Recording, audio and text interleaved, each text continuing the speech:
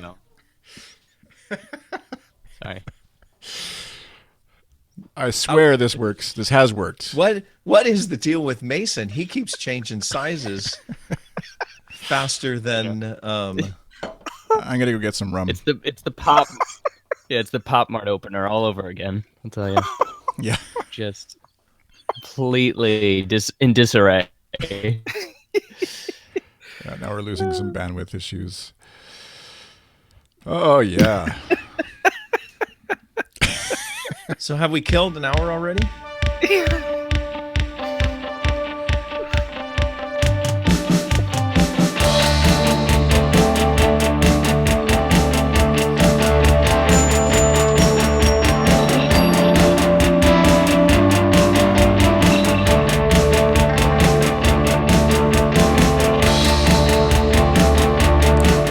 And I forgot to do the fade thing again. So, welcome to the.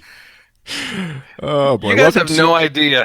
Yeah, welcome to episode number 60, lucky number 60 of the YouTube podcast, where we attempt. 60? Yeah, it's been 60 episodes. We troubleshoot things on the internet for half an hour and then try and actually have a conversation about something that we were actually going to talk about half an hour ago. And Tim is talking, and I cannot hear him, so we might be. He's just trolling us right now. Yeah. So this last half hour has been like the Santa Clara show when they tried to play With or Without You, and Adam needed about 45 to 60 seconds to figure out where he was supposed to start playing, and that's what we've just been through. You would think that they would know how to play With or Without You after all this time, but I Chris Azaro Adam. it happens. I'll just defend myself a little bit. I have not played this podcast 6,000 times in my life. And there's more than 4 notes. 60, not 6,000.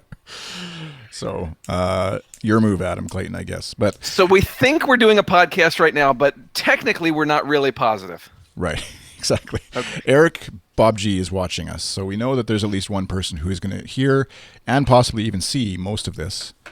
Knock on wood.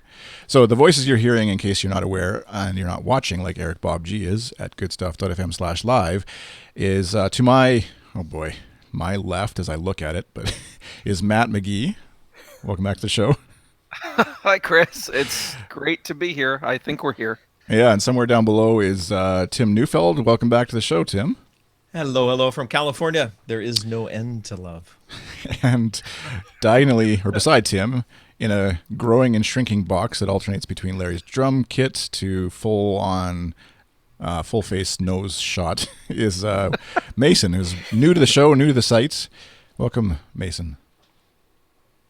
Uh-oh. Hey, team. How's it going? Okay.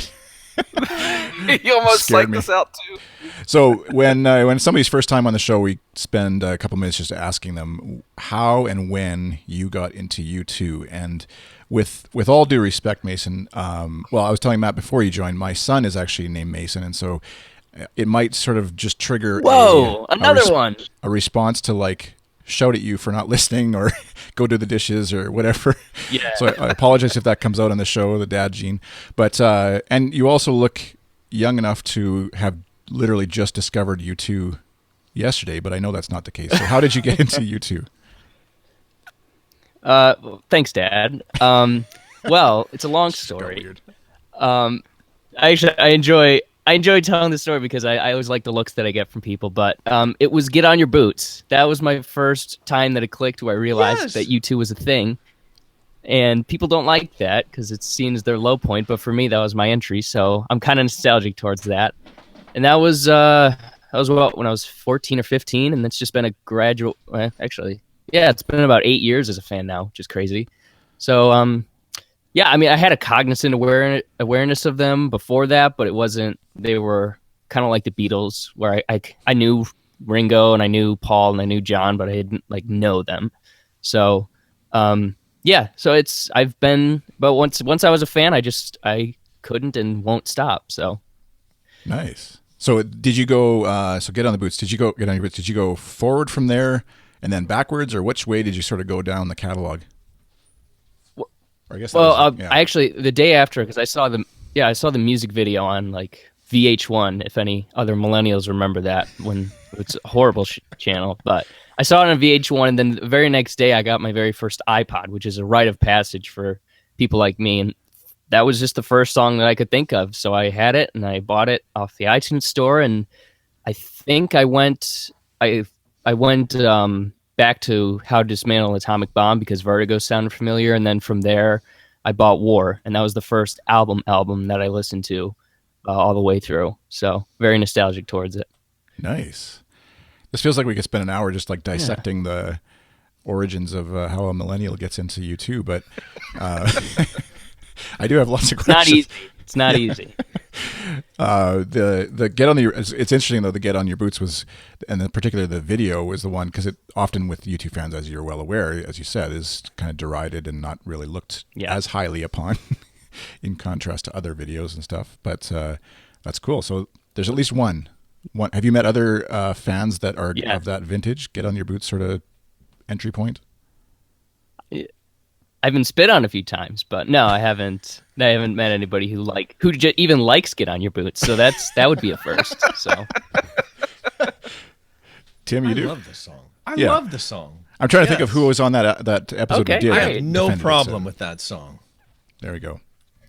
Okay, that's awesome. Future needs a big kiss. The song needs a big kiss. Yeah, I love that. That is the line. Yeah. Exactly. It's only a man of faith who will freely admit that he likes Get on Your Boots. I feel like we have to recognize that. I'm secure in my masculinity.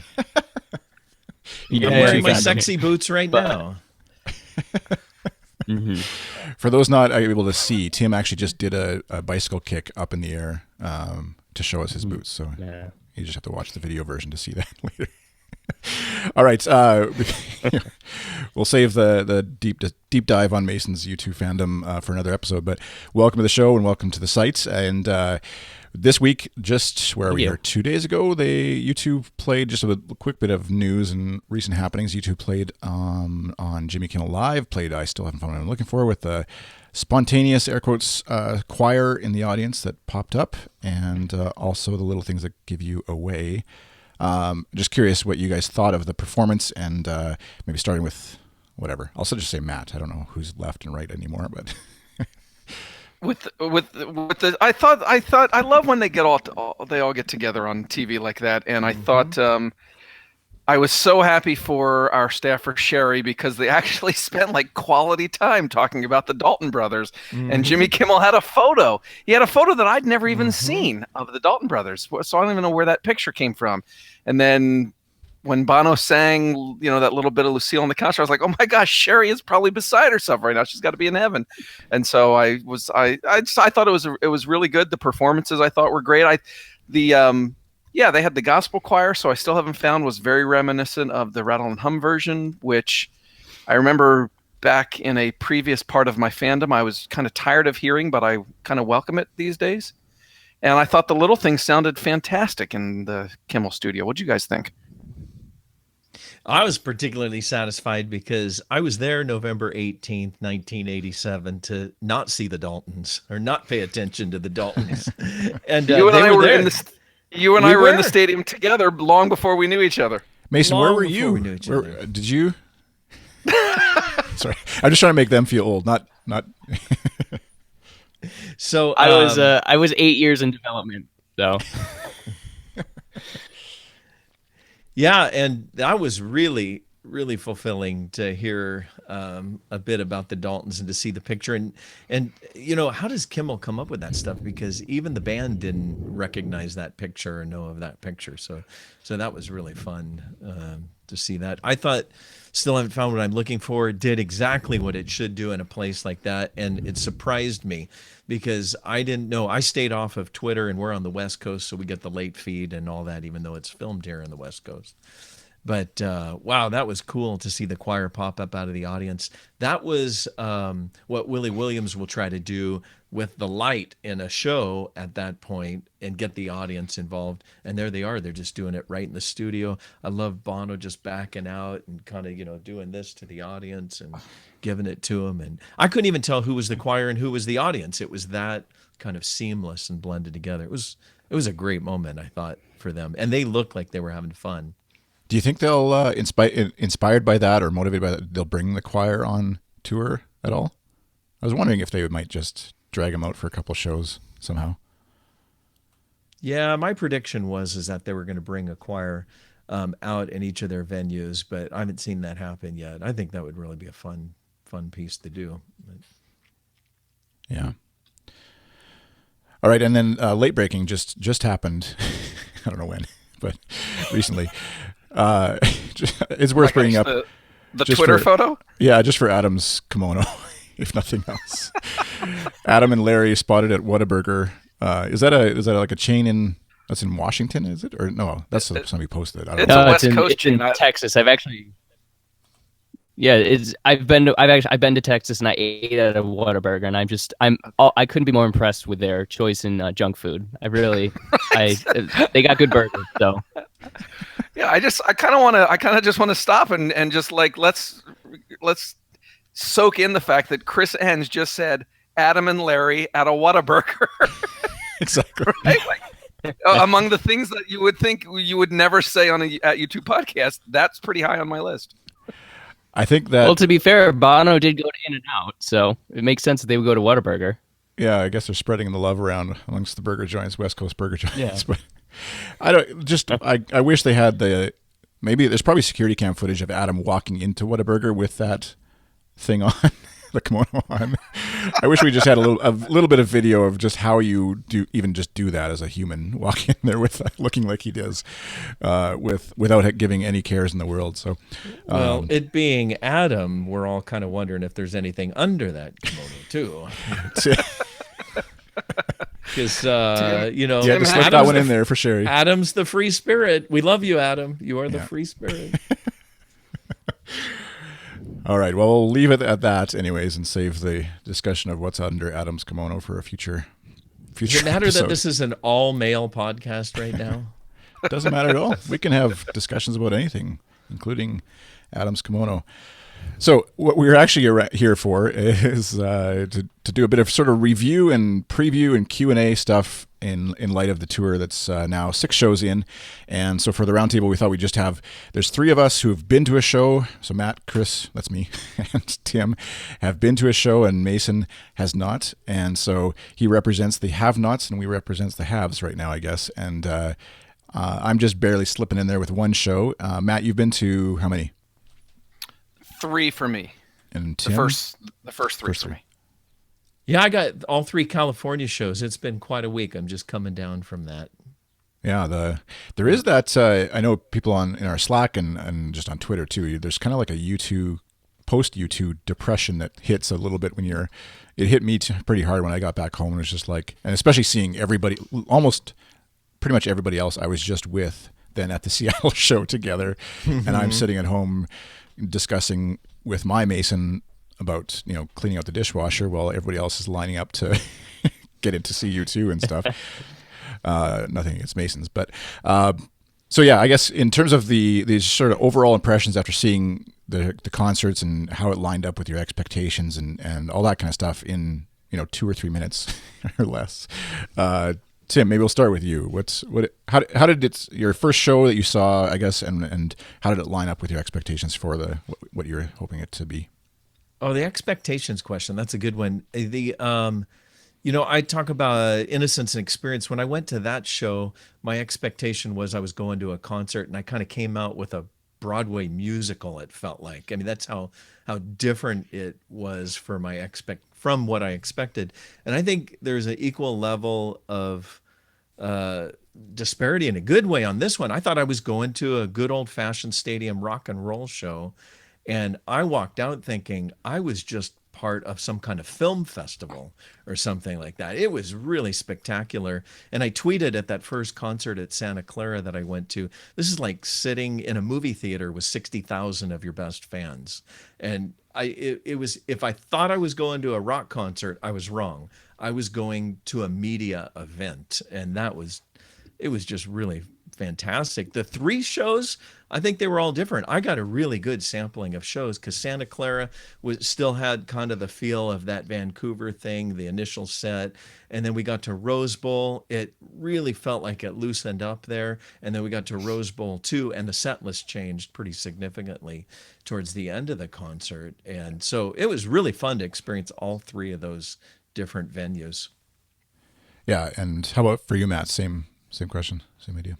Yeah, I don't, because I wrote the article on At You Too, the 11 things that I think, and that was right after the Vancouver show, and I kind of wish I had maybe held off and written it after seeing Seattle and/or Santa Clara, because they seemed, they have first night nerves or whatever it might be, or just like sort of figuring things out still.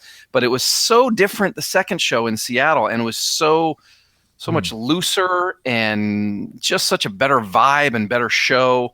Whether or not that was because they were more confident, or whether that's because that's where all the international press was in for the Seattle show to do their formal official reviews. I don't know what it was. It was just such a different experience and a better show overall. And then Santa Clara was sort of in the middle for me of the 3. But overall, in terms of expectations, I didn't know what to expect, because I've never seen a show where they're touring something that they released 30 years ago. So I really didn't know what to expect. I didn't know what it was going to feel like. And Tim, I don't know if it was you had a great comment, and I don't know if it was on one of your scopes, or maybe it was in our Slack or somewhere, but you sort of made this comparison to how, like, on a normal show, they are taking an album and correct. They're like taking an album and building, like picking the songs out to tell the story, something like that. Yeah. Whereas with this tour, they've got the entire album and they kind of have to build the story around it. No, that's what I noticed right away. I think this is a really tough project. Like, as I started thinking about it, how do you create, because this band loves narratives, they love storylines, right? So how do you build a storyline out of an album? I mean, it is there in the 80s, but normally I think you'd plan a tour. You'd say, you'd sit down at your creative table and you'd say, what do we want to convey with this tour, right? And you'd build a storyline out of that, and then you pick your tunes to backfill it. But I think, yeah, that's right, Matt. I really agree with that. I think this time the album is telling them where to go, rather than they get to sit down and say, where do they want the tour to go? So when Bono comes out in With or Without You and he says, the songs write us, it really, really is true in this case. The songs are telling them what to do, and they have to build a narrative around the album. That's a very, very tough project, I think. And that's kind of, Tim, you kind of alluded to this. One of the questions from folks who sent in. So if you're listening, you can send in questions, not literally right now for this episode, but for the next time, using hashtag #AskAtYou2 on Twitter, and we'll grab those for a future episode. But at U2 Breathe said, does the Joshua Tree show feel like a spiritual U2 gig or like a night at the movies? And it sounds a bit like you're sort of one foot in one camp, one foot in the other, Tim, maybe? Oh, absolutely. Yeah. It's a spiritual movie. Yeah. It really, yeah. It's an embracive, inclusive. The other way I've compared it is, if any of you have been to Disneyland or Disney World, you got soaring over California, that kind of immersive ride where you're sitting with your feet dangling off and you got the huge screen and you're flying all around. And it's got that kind of immersive quality to it. But when you sing a song with 60, 70, 80,000 people, like I still haven't found what I'm looking for, it immediately takes on spiritual overtones, I think. No matter what your faith or background or tradition is, you're just standing there. I remember in the 1980s, I said something to a friend, and he looked at me kind of odd. I said, these songs feel to me like they're going to be the activist songs of our generation. And wow, here we are 30 years later, still singing. They're kind of the Simon and Garfunkel of the previous generation in some ways. We're still singing them, and they've become these very traditional, spiritual, activist kinds of pieces for us, I think. So it's pretty cool. Doesn't matter if you know the person next to you or not, you're going to sing together with them. Yeah, unless they're elbowing you with a beer in hand over top of your head and about to dump it on you, which may or not have been happening to someone beside me. But that's just concerts in general. That's not U2's fault for selling beer at a concert. Sort of related to that, a follow-up from U2 Breathe was, what's the difference between the IE tour and the Joshua Tree in terms of band, audience, and spirit? And I think, I don't know what you guys, I actually didn't see the IE tour at all. So it does feel a little bit odd just having that as the big focus. And, they sold a concert video off of that, which I have watched that, and then to sort of drop this tour in the middle of that theoretically, and presumably maybe going back to that in some form afterwards. They kind of alluded to it in a slightly different way. So, but for somebody who's been to the IE tour, I guess, and now comparing that show to this one, Matt, what do you, any sort of thoughts? Yeah, I mean, I think the obvious answer is nostalgia, right? I mean, this is a nostalgia tour. There's no getting around that. It's a tour for a 30-year-old album that, as Tim said, if you want to, if you're willing to go along with it, you can see, yes, it does have relevance now to the time we're in now. But I think that's, that to me, that's the big thing. As I said earlier, it's a very different experience for me personally as a concert goer, going to a show that is celebrating songs I've been listening to for 30 years, as opposed to going to a show that is geared around an album that I've never seen live or only been seeing live in the space of a current tour. I would say one of the other differences too is the audience. And I think this tour is, because it is for the Joshua Tree, which, the whole world knows the Joshua Tree. I think it's attracting, a much more casual U2 fan audience, casual music fan audience than, if it would be if it were, the next leg of the Innocence and Experience tour. One of my coworkers was at the second Pasadena show, and this is a person who loved U2 through the 80s, jumped off the bandwagon with all the changes of Achtung Baby and Zoo TV, hasn't listened or hasn't liked much of what U2 did, through the 90s and 2000s and since then, but went to the Pasadena 2 show because it's the Joshua Tree and loved it. And so, and there's nothing, it's okay for fans to, go in and out with a band. That person is still someone who loves this part of U2's story. And so they love that show that they saw on Sunday night. So I think it is quite different from, the IE tour for those kind of reasons. It's a different approach from the band side, and I think it's attracting a different sort of concert attendee as well. Yeah, Tim, anything to add there? How is it different? Yeah, it's completely different, and I think this is the only way they could have gone. And of course, they got such a great creative team. Again, U2 is far more than four guys on a stage, right? I mean, it's more than music. It's such a concept, right? So yeah, when they sit down to think about how are we going to do this different, here's the way I described it earlier. I think Innocence Experience is more like Zoo TV. I mean, it's just media overload, right? Just saturation, just hyper content kind of thing. I think the current tour, Joshua Tree 2017, it's more like Elevation, except in a stadium. It's very minimalist. It's very cinematic. It's really, really different. I just can't even put words to it yet, how different the concept is than Innocence and Experience, even though they both have a lot of media in them. But you get these, Anton Corbijn, just slow pans.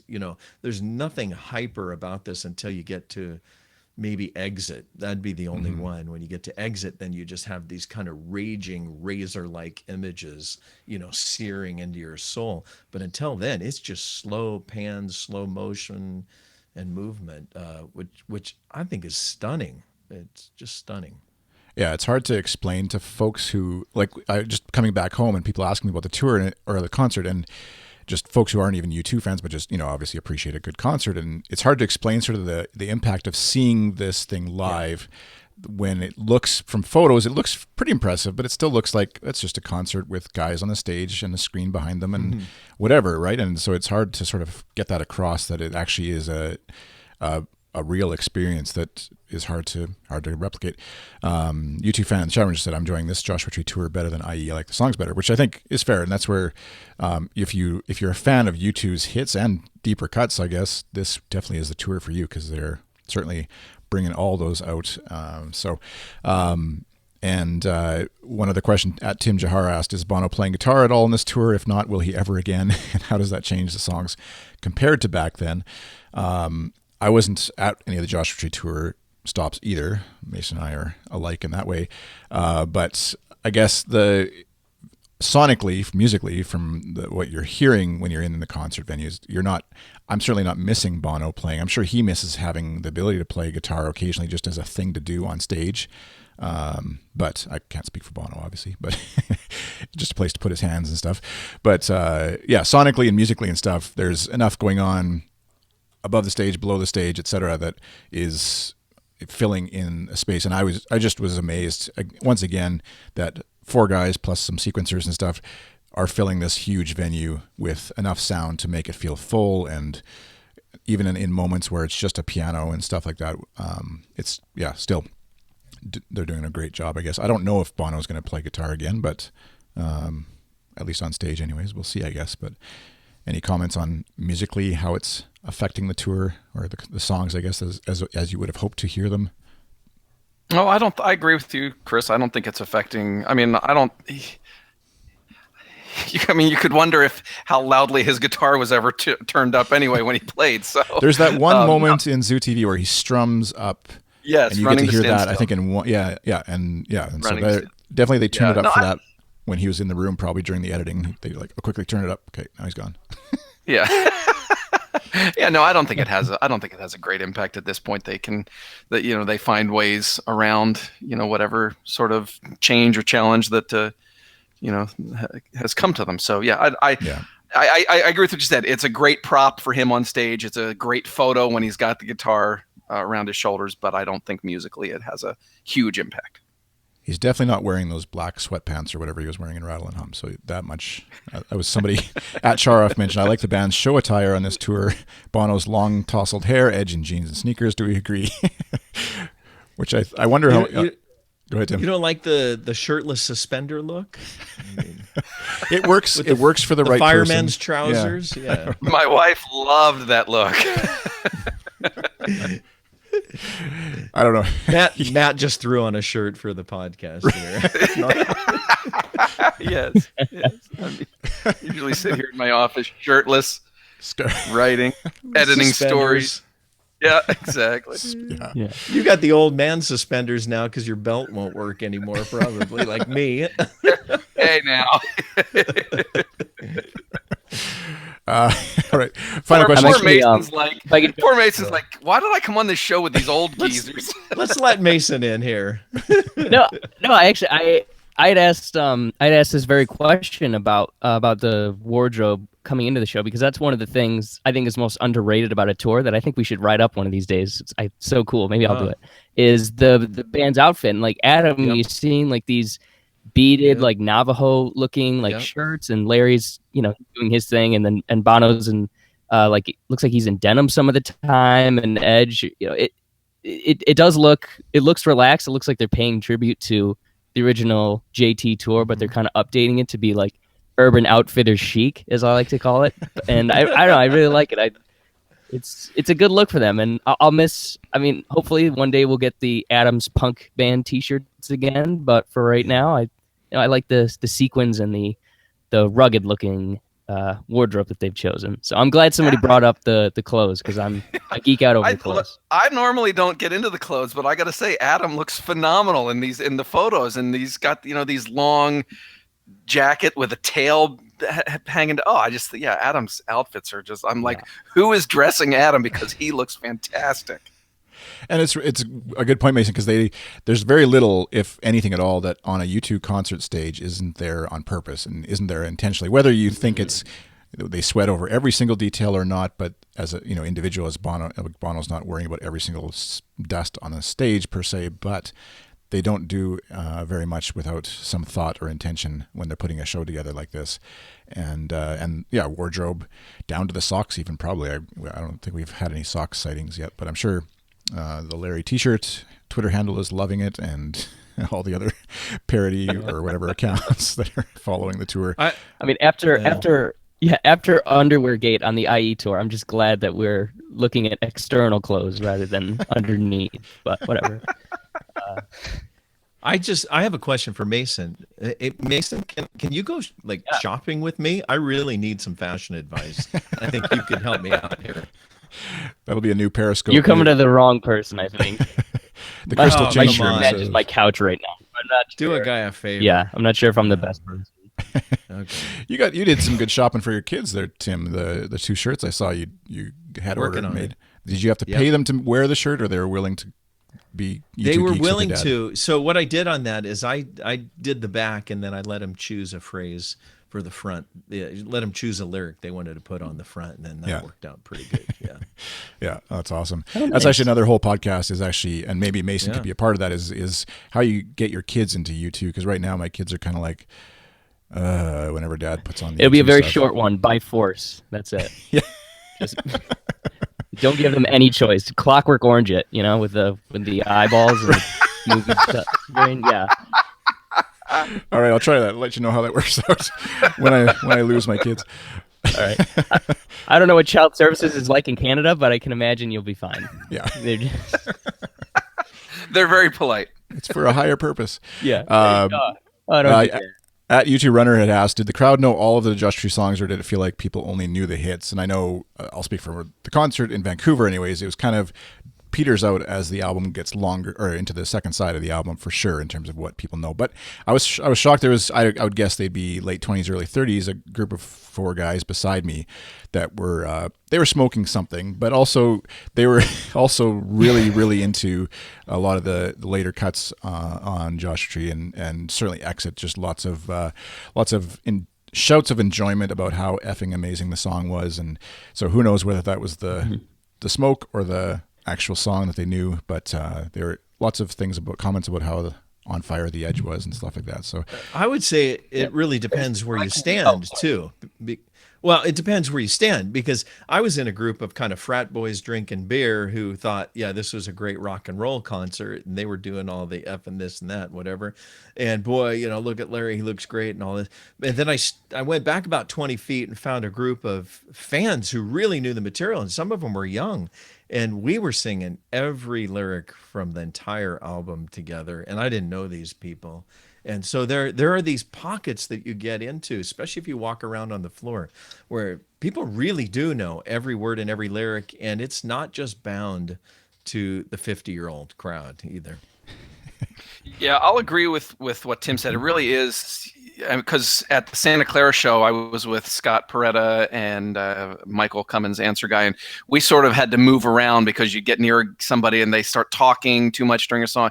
But so you got to find where you're comfortable and in the right area. But I'll say, just generally speaking, there was nobody leaving the floor for the bathroom or food or drinks during the first 4 or 5 songs. But when it got to side B, that's when people started, occasionally going out. And I was listening to one of the Periscopes last night, so that would have been the Houston show. And right at the end, this just cracked me up. Right at the end of Exit, just another amazing performance of this great song. And, everybody's just cheering, going nuts. And then you can hear kind of faintly on the Periscope, this male voice leans into close enough to be heard, and he says, "Hey, what's the name of that song?" And then this female voice answers back, "I don't remember." And I'm just thinking, how many people in the stadium don't remember? Like, there's probably a lot. And so I remember thinking, that it would be cool if Bono would spend a little time maybe giving the names of the songs out and maybe doing a little short introduction to explain, One Tree Hill as here's who Greg Carroll was, and here's why this song is important to us, and here's what he sort of does that now for In God's Country. He does a little spiel right before In God's Country, but I think nobody knows. No, I shouldn't say nobody. A lot of people don't know why the mothers are on the screen for Mothers of the Disappear. Like, what's the story behind those candles going out? And I think it, again, I don't pretend to tell the band what to do. I just think that it would benefit the audience if there was a little bit more information for side B. Do you think they're sort of the band as a band? They're assuming a higher degree of fan is there than actually showing up, like you alluded to earlier, of just people showing up because they remember listening to Joshua Tree, but they're not like haven't been hardcore U2 fans. That could be, yeah. I mean, that could be, or it. I don't know. I thought maybe when they weren't doing any of that, when they just played, Vancouver and Seattle, I think they just played straight through with like very little talking. I think it was, my thought was they must just want the songs and the album to stand on its own. Yeah, that's right. It. With no explanation, no story. Here's the album, but I think the audience would benefit from knowing these songs that maybe they aren't as familiar as the big hits on side A. Well, they're always walking a fine line, especially Bono is, right? Between saying too much and too little, I really think. Because he gets critiqued all the time for yapping too much, right? And in fact, boy, really, I mean, that was really seen last night on Trip Through Your Wires when he just went on and on in the introduction and I think missed most of the video of what he was talking about, and that's Mrs. The Edge on the screen, right? Because the last few nights he's been trying to say, and here's Mrs. The Edge. Well, she's already gone because, he's talked so much through the song. So there's that side of it too, right? Yeah. And on the previous tour, S. Devlin would just hammer Bono for these rants and distracting from the beauty of the screen that was going on. So I wonder how much that plays into it too. Yeah. But you're right. It's a fine line. It's hard to know how much context to give it, right? Yeah. Sorry, Mason, did you have a comment? I thought you were jumping in there at one point, but maybe not. No, yeah. I was just gonna say, like, we've seen in the last few tours that they like to accompany songs that people grandiose visuals, and they've like with Cedarwood Road. They're going Skypey on us. They've continued that. Watch. Shoot. Mothers that disappeared and still get a feeling for what the song is. We kind of you're cut out for a second there, Mason. I don't know if internet issues are. No, the compliment the songs, and it's just so even if people aren't familiar with Exit or God's Country or whatever the case, you still have a clue and something to experience it through. We got the Exit video version of that, I think. some delay and stuff, but I think I gather that you're saying the visuals do complement it, even if they don't necessarily know the songs. It's sort of the track you were hitting on, I think, there.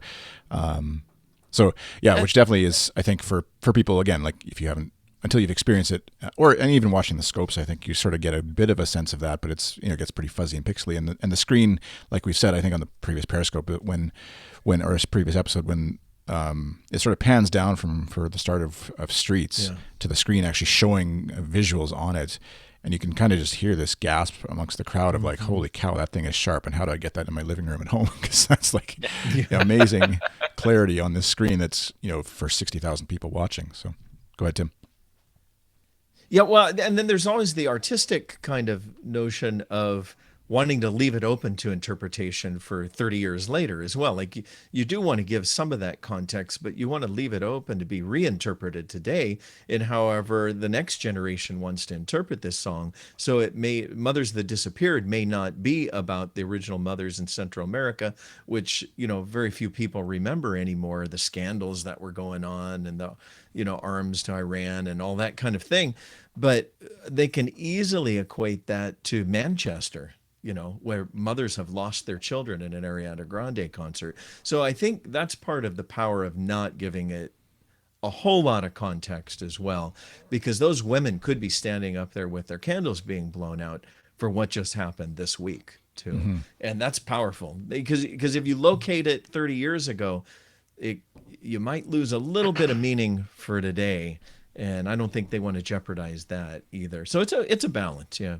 Yeah, I know. I was hoping that even there's, without going into a long discussion of it, but just that sort of what would it be, geolocation, I guess, almost of the song, where when they're in Canada, there's a whole thing here with First Nations folks whose kids were taken away taken out into schools and residential schools and stuff, and all that kind of stuff. You can Google it and find out more information. But and I was hoping in Vancouver that they would sort of use some of that emotion to get a political message across, that this is a thing that we should be all looking at or whatever, and taking that on the road with them wherever they happen to be. And it may be that they'll just use topical stuff that's current rather than trying to get too involved with any sort of local political stuff. As it's but I love what you just did there, and I think they'd be very proud that just in one song we just talked about 3 issues. We talked about Central America, Manchester, and Native Americans in Canada, and I think that's the scope that they want to have with their music, is that it can be interpreted in all these ways.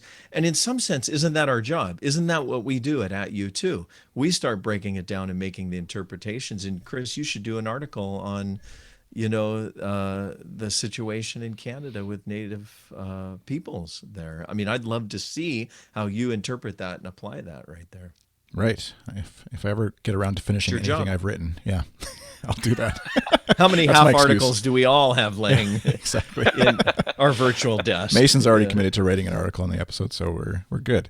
Okay, some more just sort of practical stuff in terms of questions that came in. At Tim Jahar also asked, if I bring something to sit on while we wait outside, what happens to it when we go in? Can I move it around within the GA during the show? And I can attest, at least from Vancouver, that when we were walking in, which was after the whole big debacle of just getting in the venue, where we nearly all the stuff that happened there, but there was just stuff left behind. Like, I think there's a lot of those portable chairs and the pile. Yeah, little tents and stuff and tarps and all sorts of things that if you wanted to just come afterwards, after the show has started, you could probably collect enough to go camping for a few days anyways. Yep. Because they don't, and obviously security with what happened in Manchester has been even more heightened. And so they're not letting people bring big collections of stuff inside the venues anymore. So plan to leave it behind, as it were. But what I was bemoaning at Rose Bowl 2 is there was a big pile at Rose Bowl 1, and I thought, why don't they just let us use that pile from Rose Bowl 1 at Rose Bowl 2? And no, they can't do any of that ever. I hope they do something good with that. Like, it doesn't just get thrown in a dump somewhere or something. You'd hope that people would see the charity, right? Salvation Army, Goodwill, whatever. There's a lot of ice chests and blankets and chairs and umbrellas in there that could be reused. Definitely. Yeah. And also the other question, sort of part B of that, was moving around within GA, and I think that's what I was going to say earlier to what Tim was saying and did. Obviously, is definitely feel free to move around in there. It's not a locked. Well, I know that people were pushing past me, coming in, going out. We kind of locked in at Vancouver with a group of us at U-Tours, anyways, that were sort of in the same location. But it's a long show. Move around, see it from different perspectives. And if you're right up on the rail or something like that, you're probably going to be reluctant to leave because it'll be very difficult to get back there. And it depends on your personality, how pushy and persistent you want to be in some of those situations. But any comments on GA? And another question was just kind of related to, I know we often get, is where would you recommend people trying to, if they're the sort of if you're getting to one show, what would you want it to be in the seat? Would you want to be in GA? And then, any recommendations? So, I don't know, Matt, if you want to start us off. The 3 show. I ended up in the same place for all 3 shows, which was GA and back near the front of the mixing desk where all the video and audio is done. And so I've only seen it from that one position, other than photos and videos that others have posted. I mean, I'd love to get up close, first 5-10 rows, but I'm not willing to sit in the GA line for 3 days to do it. Sorry, I'm too old for that. So I've only seen it from the one spot. So I can't speak to. How about you, Tim? I've seen it 3 different spots. So we were in the stand about 20 or 30 rows up at Santa Clara, kind of just past 50-yard line. So it felt really good to see the screen from there. We were looking over the tops of people's heads. That was fantastic. That wasn't the most expensive. It was the medium price seats. But that was fun. We went down for Rose Bowl 1. We went down into GA. We got there about 2:00 in the afternoon, and it was hot. It was brutal. But so I'm glad we didn't go any earlier. But we had a nice spot on the floor, right dead center screen, about 20 feet off of the tree stage. So my son, who's a drummer, could watch Larry, really see him well.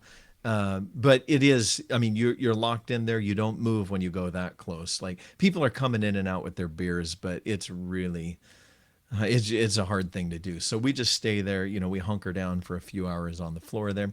And then the last show, Rose Bowl 2, I just stayed towards the back of GA. All of them were wonderful.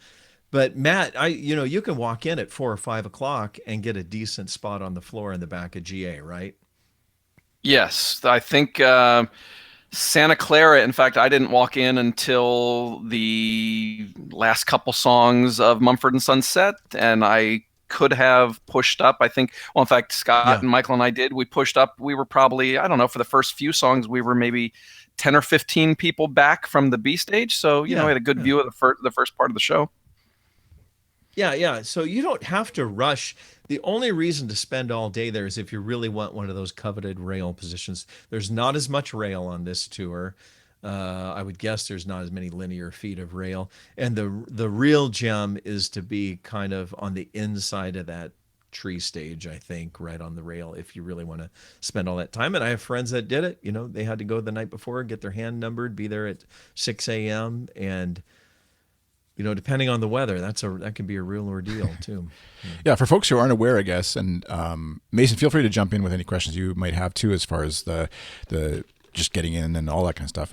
But there is a bit of an unofficial GA kind of organization that goes on amongst fans, right? If I'm not mistaken, like Matt. We showed up late and just kind of hoped to saunter in and ended up in the Vancouver lineup issues. But there is a sort of fan organization. I've seen other folks who are there with their kids and stuff, and they get stamped, and then if you do want to, you can wait in line long enough to get on a rail. It doesn't seem to be that impossible if you're willing to do the time, I guess, right? And so anybody have any more specific details as far as how that all works and what folks can expect to see, I guess, when they show up trying to get in? It's a little different in every venue, but the general procedure is that they don't want you staying there overnight usually. And so somebody's monitoring line numbers, and you go get something the night before, and then they say you got to be back at 6 a.m. to check in, or you lose your spot in the numbering. But that really can change from venue to venue too. Right. So you're kind of like unofficially, again, this is not like venue security. No. This is just U2 fans, whatever, sort of self-organizing. And so you're at the mercy of whoever and so someone could make a stink about it and just get there at 5:50, 5:30 or something and get ahead of whatever. And so, that's just the nature of the beast, I guess. But I know I've seen, lots of folks who I sort of followed on Twitter or various places sort of through the line and stuff, and ending up with really good spots if they're hoping to get, catch a bit of Larry's sweat or whatever, and able to do that. And like Sherry had said on our Periscope last episode, she stood way at the back of GA and just took in the show, just being a bit on the less tall side of things. And able to sort of take it all in from back there and not have to worry about some 7-foot monster in front of her or whatever that's blocking her view of everything. Because like we said, the first, depending on how many songs they do, the first 3 to 5 songs there's no screen. Basically, there's stuff on the screen sometimes, but not really any of the band. And so you're not seeing the band unless you can have a sight line to the B stage or the Joshua Tree stage. So how about you, Mason? What's your you're going to which concerts? I'm going to be going to Pittsburgh coming up soon, and then the first MetLife show. And with Pittsburgh, I'm taking my parents to their first show. Oh, nice. And my dad's 6 foot. Yeah, it should be awesome. My dad's 6'2", and my mom's not.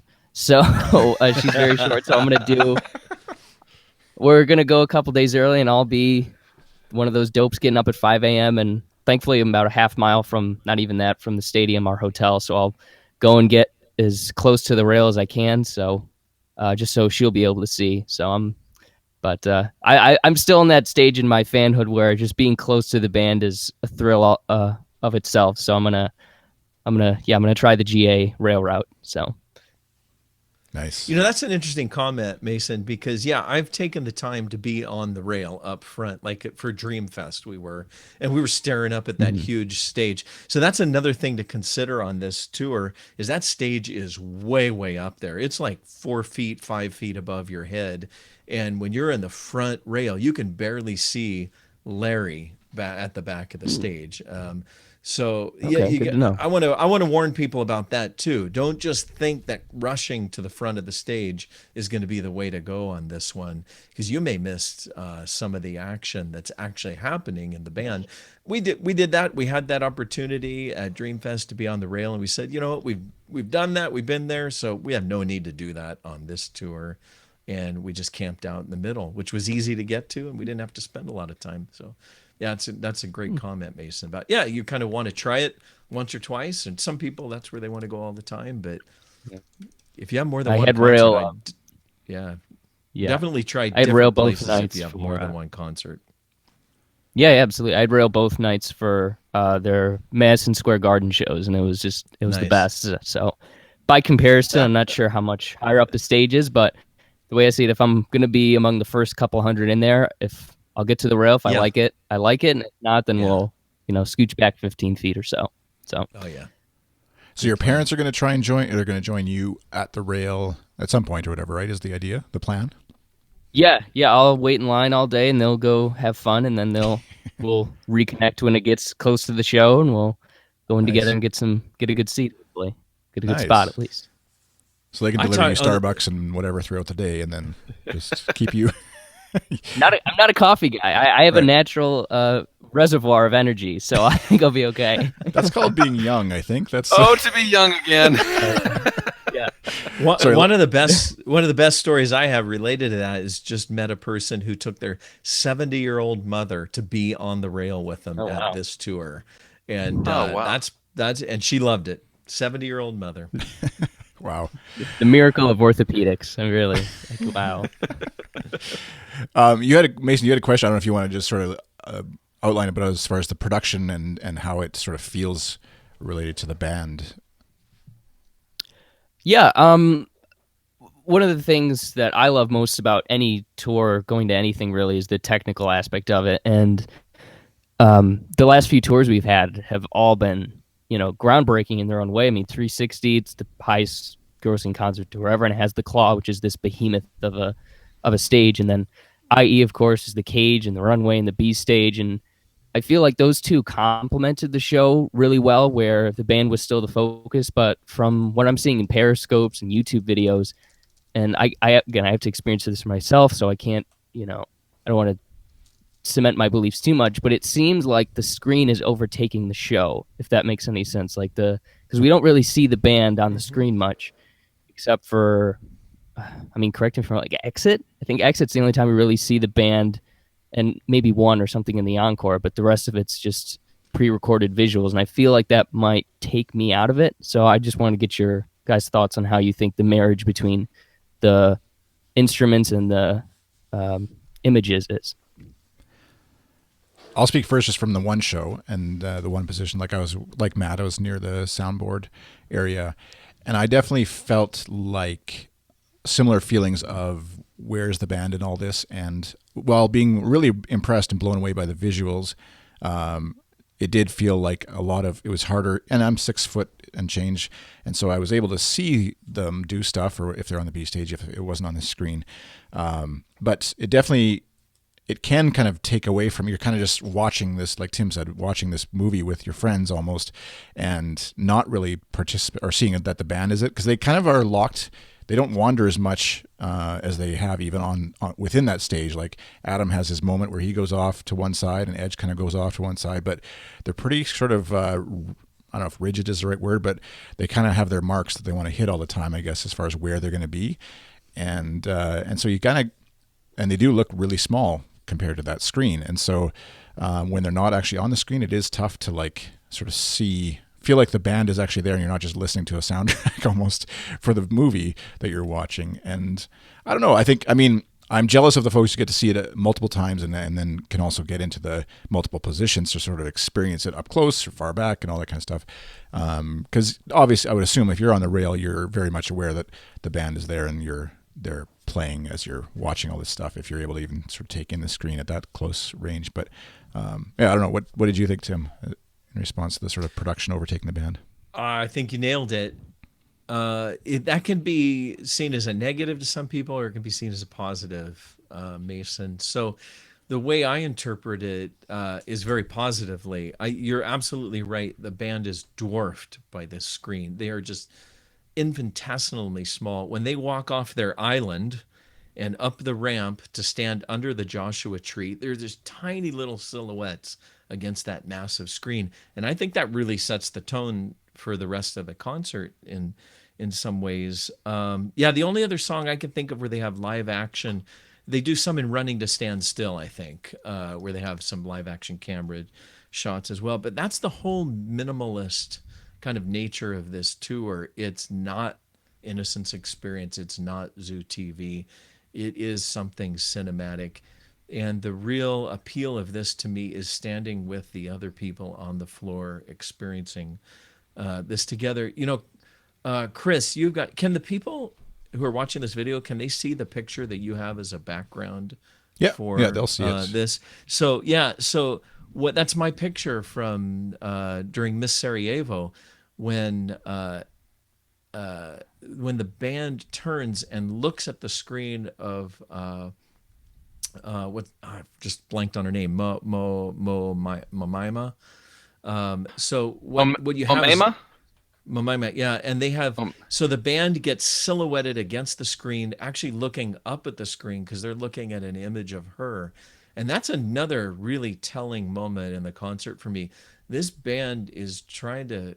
Actually, they're so secure in themselves later in life that they just don't need the spotlights on themselves anymore. They're turning it on the audience constantly. They're turning it on the image on the screen, whether it's Native American Indians or it's Momaima, Sarajevo, the new Sarajevo of Syria.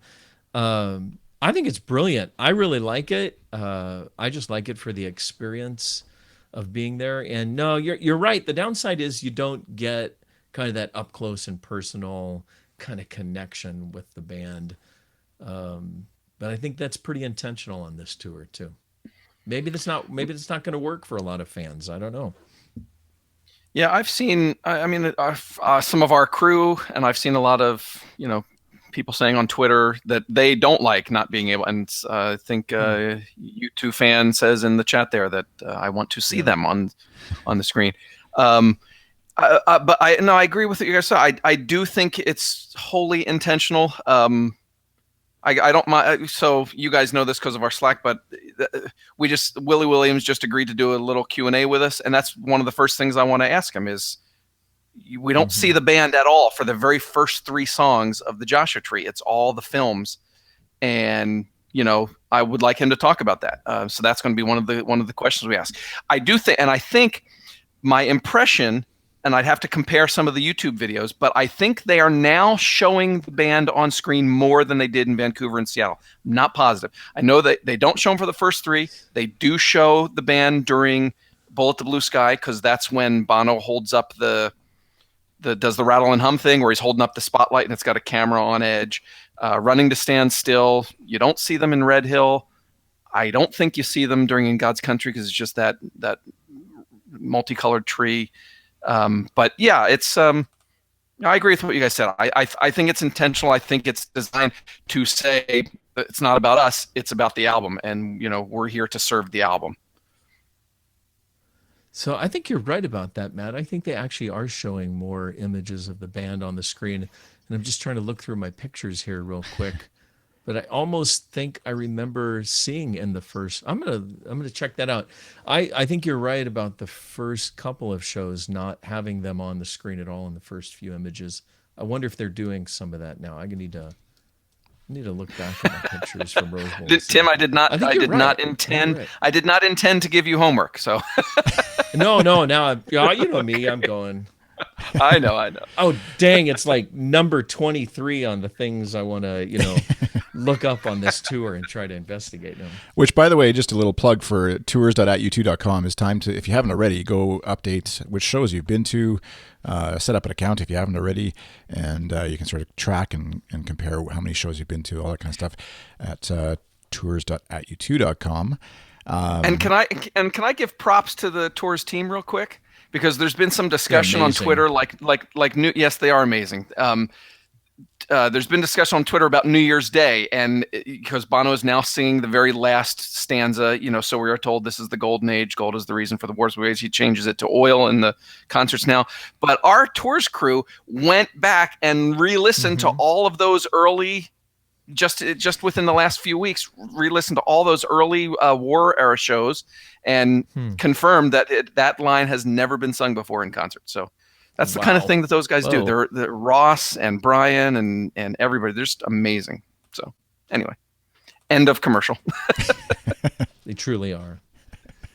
At PBear 1979, it was for fans of the pre-Vancouver rehearsals, is Bjorn, who was live streaming or periscoping, I guess, some of the rehearsals for everybody around the world. And he just had asked, what changes do you predict as the tour progresses, and what's your wish list? So we're sort of part way through, I guess third maybe of the way through. I don't know if that's a accurate number, but somewhere in there through the tour. And what anything you sort of alluded to, maybe some of the visuals changing slightly as they sort of refine them. They've dropped songs somewhat or whatever. We'll see if that's permanent or not. Any wish list items that you're still hoping to see now that the show has come out, I guess. Mason, maybe anything that, just as somebody who hasn't been to the show yet, but you're kind of hoping for a song or something from when you get to go. Let's see. They haven't played Acrobat yet, have they? No. Oh, okay. No. I'm happy. I'm somewhat happy. Like I think I know what I'm getting into, and I know, yeah.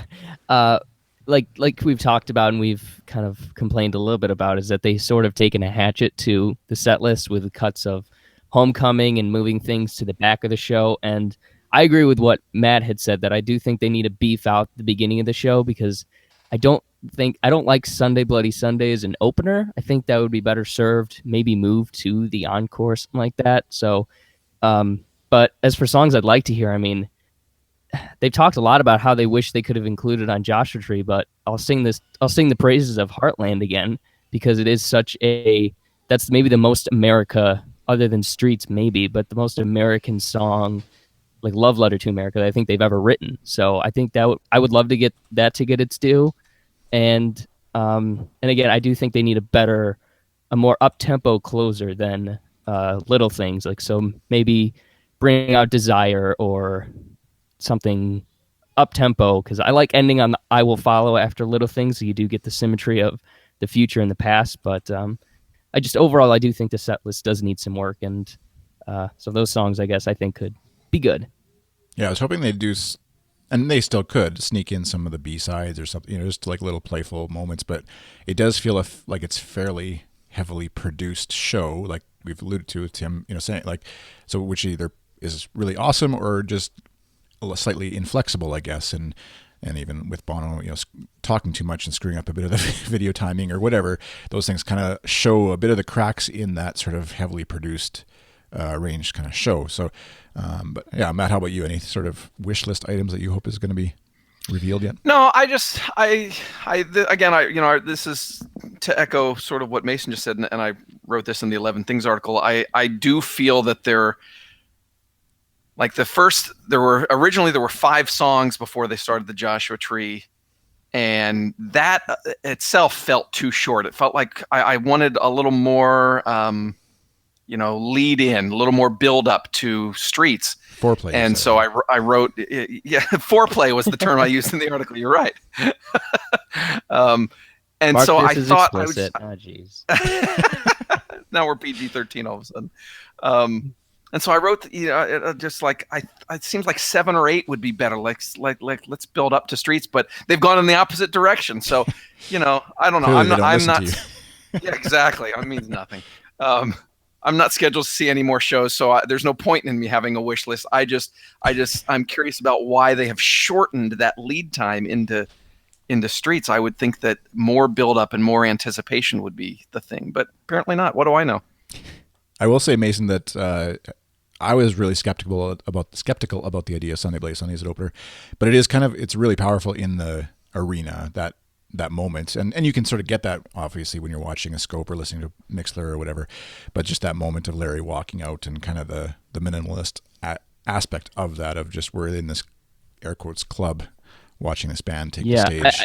But I think my problem with that is more of the lead-in, because like I just discovered A Rainy Night in Soho, and I've fallen so deeply in love with that song, but it is a very strange juxtaposition to Sunday Bloody Sunday. Like I think a sort of Homecoming would be a much better opener from Rainy Night into they get the synth going, and they start off with that, and then maybe Sunday Bloody Sunday is their last song transitioning into the Joshua Tree. So like start off Right. a little bit slower, a little bit easier with a kind of a smaller, beautiful, but a much less aggressive song, and then you kind of ramp it up with every song to lead into like this emotional release with Streets. So, yeah. Yeah. How about you, Tim? You know, Anything from else? from a thematic perspective, if just purely thematic, I think Sunday Bloody Sunday's brilliant choice to open with, because if you're reading the poems beforehand, they're all dealing with immigration and injustice, and I mean, it's got a list. They're heavy. Like there's got to be 1% of the stadium reading those poems, and they are like I tweeted, if we were really reading all those poems, like the concert starts with those poems, like for me. And so when we get to Sunday Bloody Sunday, I'm already kicked in the gut. And like when Larry comes on with, you know, the march, I'm ready for action. Like it just hits the ground running for me. So I love it. That's fine with me. But it works on a popular level in that just a fun piece to see Larry sit down and play the drums on. But yeah, I get that too, Mason, that, yeah, that's typically like, you know, their encore. So that's one of the ways they're mixing things up here. I think if I were going to ask for anything, which I don't mess with set lists too much. Like, I don't really care. Like, everything is so well intended on their end. I figure there's some kind of meaning they want us to get, whether we get it or not, you know, whatever. But I read too much into it anyway. Matt knows that. So, but here's a fun one that I would love to see done. And this totally wouldn't work. I get it that it wouldn't work, but I would just love to see them do MLK right into Streets, because that gap between those 3 years and those two tunes together just work seamlessly. They are flawless. They're in the same key. Actually, they're not in the same key, but I think they purposely start Streets on the album in the same key as MLK, and then make the transition into Streets later with the organ part playing in the background. So it would be really fun. I would love to see them, with all that reverence, walk up that ramp to MLK, and then the organ just doesn't stop. It just goes straight, you know, into Streets. That would be fun for me. I realize that MLK is a real yawner for a lot of people and probably doesn't work, but that would be, I would love that. That's wish list. That's what it is. That's the wish list. Yeah. Well, that's awesome. I think without, I apologize. I think some folks are having some issues. I know Fabiano was trying to type in the chat, but it's not letting him for some reason. So if you're out there and trying to type into the chat room, I apologize. We'll see if there's some issues there, but we probably should start wrapping up the episode anyways, and before the folks start lining up for the next GA line, if they're not already in, is it Arlington? I think is the next episode, Yes. next show. Yes. Dallas TX. So we'll see if what burger joints they hit before the show or after the show, and if Adam's wearing a kimono or not. Well, he'll be wearing something. Settle down, but and we don't know that for sure. That's true, actually. Maybe they've started photo shoots for the Actung Baby 30th anniversary reissue right now. Well, we used to have Adam's time to bathrobe. Now we need Adam's time to kimono or something, right? Exactly. Yeah. So for folks who are following along and listening, where can they find you guys on Twitter or whatever social network you'd like to give out? Go with, where are we here? Matt, I'll start with you. Oh, Twitter's the best place for me, at Matt McGee on Twitter. Mason, how about you? If you have a pigeon or a dove or something like that, that'd probably be the best way. But email. We gotta get Mason more active on Twitter. We gotta get him more active on Twitter. Is Twitter where all the old people hang out, Mason? Is that what it is? Yeah, yeah. Smokestacks are back. Like fires they're coming back. Right. So I didn't. Okay. Send Mason a smoke signal. Tim, how about you? Yeah, exactly. At Thank Tim you. Neufeld. And any Periscopes coming up? Oh, always. I never know. The Periscopes write me. They sing these. So. Oh my gosh. Well, I'll have to have some interviews with some Periscope fans who are like, here's my wish list for Tim's future Periscopes. We'll have a meta discussion about what did Tim mean when he wore that shirt, without buttoning it up. And... There you go. Yeah. So, the band always says live is where we live, right? Well, meta is where I live. So. There you go. Okay. Oh my gosh. You didn't. I shouldn't confess this, but I don't know if you listened to the episode a couple back where I accidentally referred to it as the Crystal Bathroom. You haven't sent me any angry emails, so I'm assuming you didn't. That's the listen. first one. Yeah, thanks for that. Flub of the tongue. I probably had too much coffee and I needed to get to the bathroom. But that's awesome. Anyways, that is totally awesome. This has been the @U2 podcast. @U2.com is the website. Twitter.com/ATU2. Facebook.com/ATU2com. In future days, future episodes, we might try and stream out to the old Facebook machine if we can figure out how to hook up all the smokestacks and things. And you can find the past episodes of this podcast at goodstuff.fm/ATU2.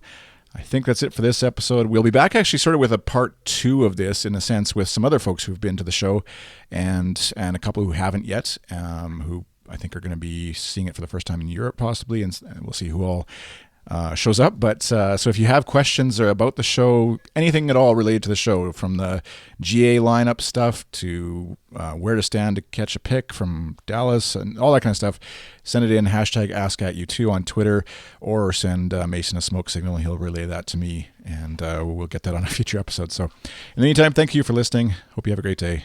Adios. All right. And we're Awesome. clear. Thanks, guys. That was really cool. Yeah. Very fun. Sorry it took you so long to get in. Oh no, that's okay. It's We're not good. you, it's the machine. And sorry, Fabian, I don't know if you're still there, but he sent me screenshots of himself typing in the chat room, but they weren't appearing for some reason. So hopefully it's not. U2 fan says here had to log in and then it worked. Sign up and log in, and then it worked. Yeah, I think he was, but yeah.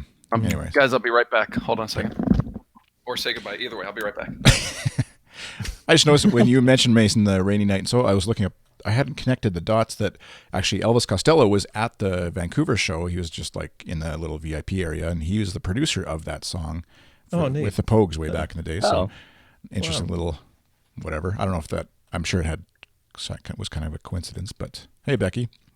I think that's Becky. Yeah. Becky's in the chat. She had to log in, came at the end of the show. Nice show. Had to log in, Houston. Came in at the end. Nice show.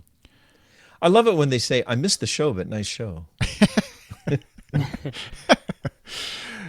Caught nice you. One, Beck. No. I'm sure it was good. So do we have a contender for episode title name? Well, we haven't. When we switched over, actually, none of the regulars who suggest titles throughout in the chat room don't. But did you catch something? Were you writing stuff down there in your? No. I thought that was like nominated, and then where there's we a live. vetting process. There is, yeah. Usually we do. We haven't figured out in the new system here how we're going to do all that. We had it in the old system. So, by the way, that is wild that you've got a Mason. I got to say, it's crazy. Is it not you haven't run into too many Masons in your life? I haven't met any. I'm Masonless. I'm stuck with myself. It's horrible. There's two. There's another Mason in his classroom actually, which is weird for the first time. So it's rising in popularity ever since I came into being. People are like, wow, want one of those. That's a pretty nice one. The Mason jars down there. Yeah, like we have those. A brand of So that's another connection. Anyways, sorry, we're putting Tim to sleep. So I was named after the lawyer. So, yeah. After who? The lawyer, Perry Mason from TV. Perry Mason, really? Yeah, it's pretty fun. It was either that or Gunther, so I lucked out. This just came off my printer, so I'm assuming that's for you guys, but it might be for something my wife. You don't know? You just have Chris just has random people sending things to his printer, which is always that happens in my well, I have the printer here in my office, and sometimes things just start firing up, and anyway. All right. All right. What time is it? Oh, man. Almost 3. Oh, wow. All right. Got a Costco run coming up here. Back to real life. Oh, would you pick me up? What do you want? That's my Yes, Twitter I line. can do that. Do they sell at your Costco? Do they sell the Coke from Mexico and the can? I The don't- case Mexico? of Coke? I do not know. My wife probably would know that. I know they don't have poutine here, but If they have the case of Coke from Mexico, because it has its actual sugar instead of all the preservatives. oh that they- right, yeah, Yeah. right. Yeah. Yeah, my wife needs a case of that. So Oh, she needs that. Okay. yeah. So that Seattle doesn't get those? No, we have them. I just haven't been to Costco in a while. So. Oh, gotcha. We probably have them. Yeah, it's the real sugar. Yeah, we got Yeah, that. the Coke. I thought you meant like you needed Coca-Cola or no, that would be Canada, but I thought you special? needed it in Spanish or something like that. How many do you need, Matt? Unos, dos, tres, or Catorce. Yeah. Oh, catorce. Okay. It's a lot. It's a lot. All right. Thanks. It's a pleasure. I don't know who was there. A U2 fan, Becky, for popping in at the end, and Fabiano, if you're still out there, sorry you couldn't chat. And yeah, we'll shut it off for now. Thanks for watching, listening, and Thanks, everybody. Tim's got the music. Wrong show. I can run my own show. Sleep like here. a baby. Sleep like a baby. Come on.